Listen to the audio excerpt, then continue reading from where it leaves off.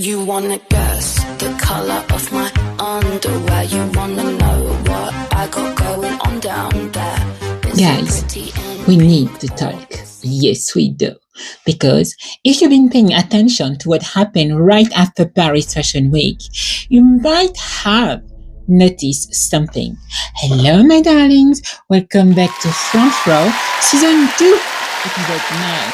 Lovely hostess, Audrey Charlyes. Ladies and gentlemen, 3 creative directors, 3 exit in the span of about 2 weeks. Marco Di Vincenzo, out at Etro after almost 4 years. Harris Reed, out at Nina Ricci after 3.5 years.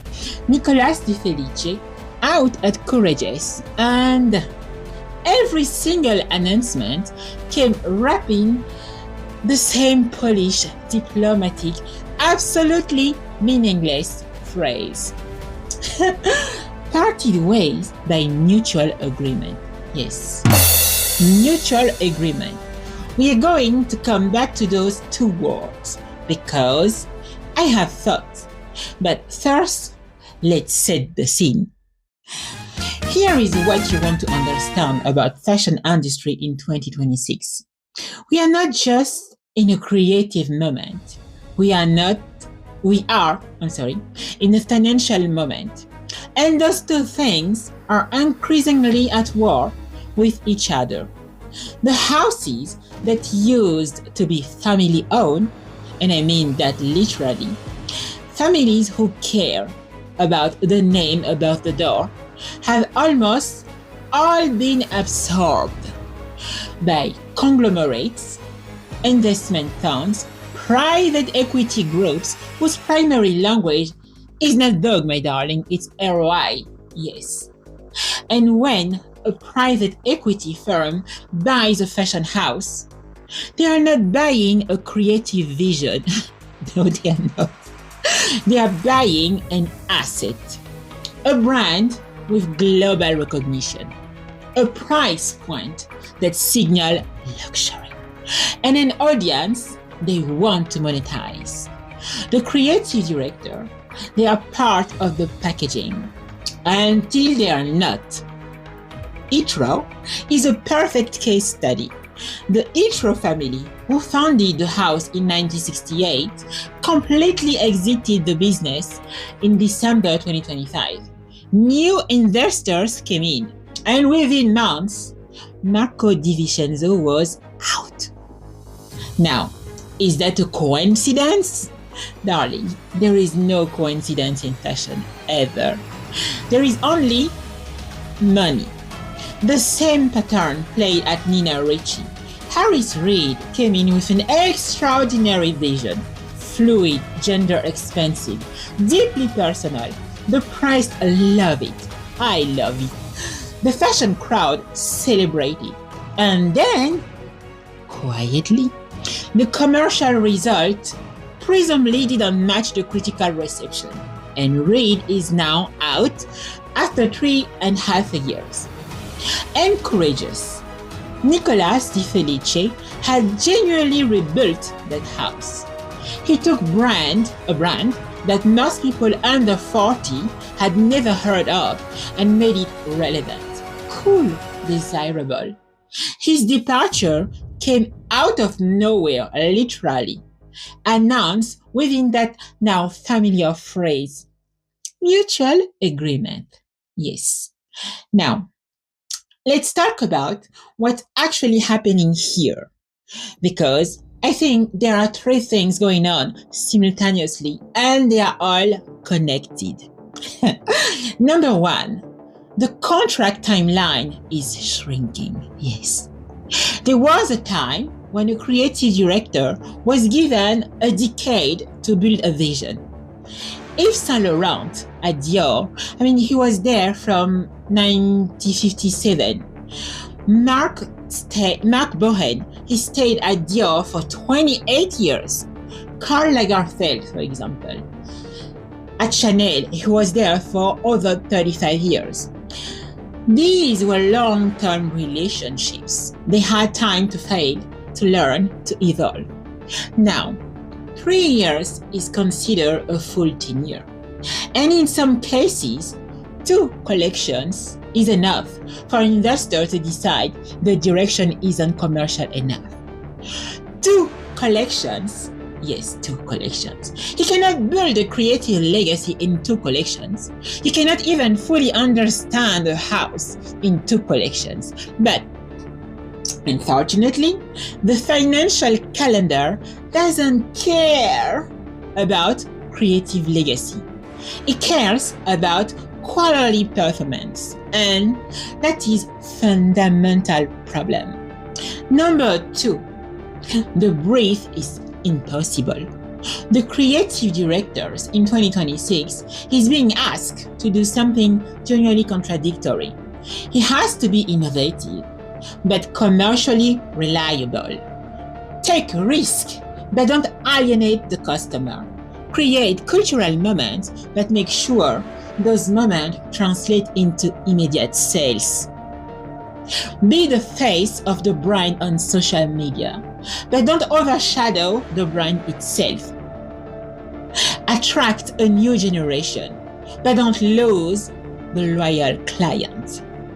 Harris Reed was brought to Nina Ricci precisely because of his bold, boundary-pushing vision. That's literally why they hire him. And then, if you're reading between the lines, the commercial result suggested the vision was maybe too bold, maybe too boundary-pushing for what the investors needed. So which is it? Did they want the vision or didn't they? Now, this is the trap that so many creative directors are walking into. Yes, unfortunately. They are hired for who they are, and then slowly, or let's say sometimes not so slowly, pressure to become something more palatable, more sellable, more safe. And at that point, most of them will rather walk away. Number 3, the mutual agreement myth. Guys, ladies and gentlemen, I want to come back to this phrase because it is doing a lot of work in this industry, and I think we should stop letting it. Parted ways by mutual agreement is fashion's version of, it's not you, darling, it's me. Yeah, it's not you. I've been doing very well.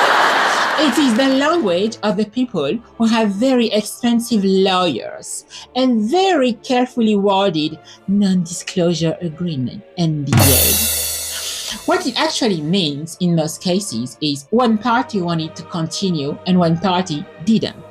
Or both parties agreed that the situation had become untenable, which is itself a result of one party making it untenable, basically. I'm not saying these designers are victims, ever. I'm not saying that at all. Many of them negotiate very good exit packages.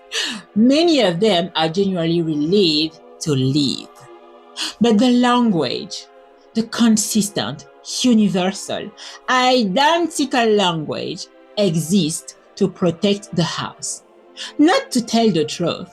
And suddenly, journalism in fashion has largely accepted it at the face value for decades. What they never say is, the new investors wanted a different direction.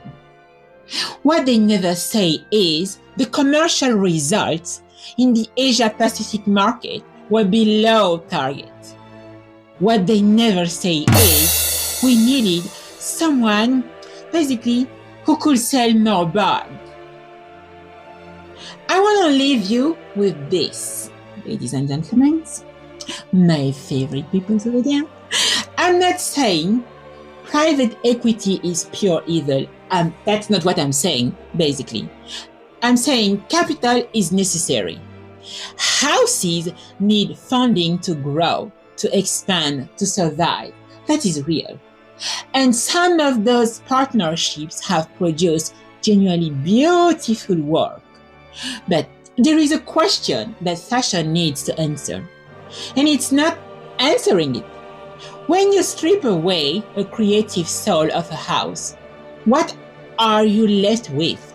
A brand, a logo, a fragrance, a hotel? Because that's where some of these are heading. And I think we all feel it when we watch the shows. That sense that something is missing. That's the clothes are beautifully made, but somehow hollow.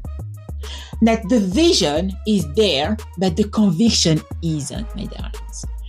Marco Di Vincenzo, Harris Reed, Nicolas Di Felice, 3 talented designers who gave real pieces of themselves to these houses, and all 3 walk out within 2 weeks of each other, within the same kind of season, with the same press release language, into the same uncertain silence.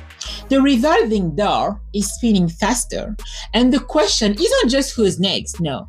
The question will be, in this case, when does fashion decide creativity is the product, not just the packaging? Okay? Now, before I let you go, my darling, I have kind of a small chicken tale for this week.